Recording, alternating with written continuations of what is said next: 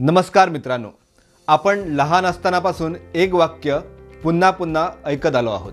येता जाता कुठेही नजर मारल्यास रिक्षा, ट्रक, बस, लॉरींच्या मागे सुद्धा शाळेंच्या भिंतीवर हमखास एक वाक्य आपण वाचत आलोय, होय, शिकाल तर टिकाल।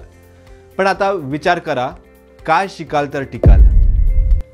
मित्रांनो, सर्वांप्रमाणे आपण कमाई करण्यासाठी लागणारे शिक्षण घेतोच, पण वयाचा महत्त्वाचा टप्पा पार करेपर्यंत आर्थिक साक्षरता हा प्रकार काय ते आपल्यापैकी अनेकांच्या कानात सुद्धा पडलं नसेल।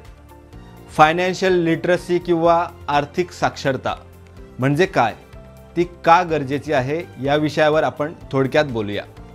मित्रांनो, पैसा किंवा धन कमावणे, बचत करणे आणि कमावलेल्या मिळकतीचे योग्य व्यवस्थापन, वाटप करणे, त्याचे नियोजन करून गुंतवणूक करण्याविषयीच्या जाणीवेला आपण आर्थिक साक्षरता असे म्हणू शकतो। पर्सनल फायनान्स, वैयक्तिक बजेट, कर्जाचे नियोजन अशा अनेक बाबी या विषयाशी निगडीत आहेत। मित्रांनो, तुम्ही कितीही चांगलं शालेय शिक्षण घ्या, पदवी, पदव्युत्तर शिक्षण घ्या किंवा कोट्यावधी कमावण्याची कला शिका, पण आर्थिक साक्षरता नसेल तर तुमची वाटचाल एका मर्यादेपलीकडे वाढणं शक्य नाही। म्हणूनच आपली मिळकत वाढवण्याची विविध साधने वाढवावी आणि तुम्ही काम न करताही तुमच्यासाठी आर्थिक मिळकतीची शक्यता तयार करावी, म्हणजे पॅसिव्ह इन्कम। शिवाय विविध कौशल्य शिकून आपली अर्थार्जनाची क्षमता वाढवावी, आर्थिक नियोजन करावे। तुम्हाला श्रीमंतीपासून संपन्नतेपर्यंतचा प्रवास करायचा असेल तर आर्थिक साक्षरता फार महत्त्वाची आहे। आपल्याला कसं कमवावं याचं मार्गदर्शन घरातून, शाळा कॉलेजमधून असो वा तुमच्या कामाच्या ठिकाणी मिळतच राहते, पण ती कमावलेली संपत्ती कशी टिकवावी, कशी वाढवावी हे मात्र खूप कमी लोकांना माहीत असतं। समजा तुमची कमाई वाढत असेल तर तुम्हाला श्रीमंत झाल्याची भावना आनंद देईल, पण आपल्या कमाई आणि खर्चाविषयी जागृती मात्र गरजेची।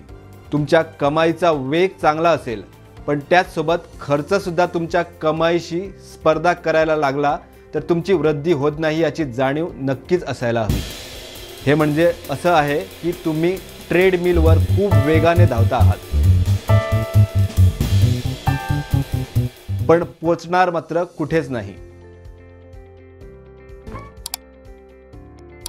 आर्थिक शिक्षण जेवढं लवकर मिळेल तेवढं चांगलं, पण आपल्या समाजात पैशाविषयी बोलणाऱ्यांना लगेच स्वार्थी, कंजूस, हावरट आणि वाईट माणूस असा समज झाला आहे। मुळात ही समाजातली संकुचित वृत्तीच आपल्याला गरीब आणि मध्यमवर्गीय बनवून ठेवते।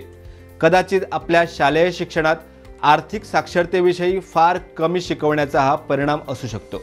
महिन्याचा पगार मिळताच दुसऱ्या पगारापर्यंत खिसे रिकामे करून बसतात आणि जवळजवळ संपूर्ण आयुष्य म्हणजे म्हातारपणापर्यंत काम करत राहतात। आर्थिक स्वातंत्र्य हे कोट्यावधी लोकांसाठी अशक्य गोष्ट वाटते, म्हणूनच आपण या विषयावर बोलणं गरजेचं आहे असं मला वाटतं। तुमचं मत कमेंट करून नक्की कळवा। या चॅनलवर आपल्याला पैशाविषयी समज, गैरसमज दूर करून आर्थिक संपन्नतेच्या ध्येयापर्यंत नेण्यास मदत करणारे विषय आणि मार्ग शोधून त्यावर भाष्य करण्याचा प्रयत्न होत राहील। पण जीवनात प्रगती करायची असल्यास तुमच्या चेहऱ्यावर सुंदर हास्य मात्र कायम ठेवायला विसरू नका। आर्थिक साक्षरतेच्या या प्रवासात दुसरा विषय आपण घेऊ तो फायनान्शियल फ्रीडमचा।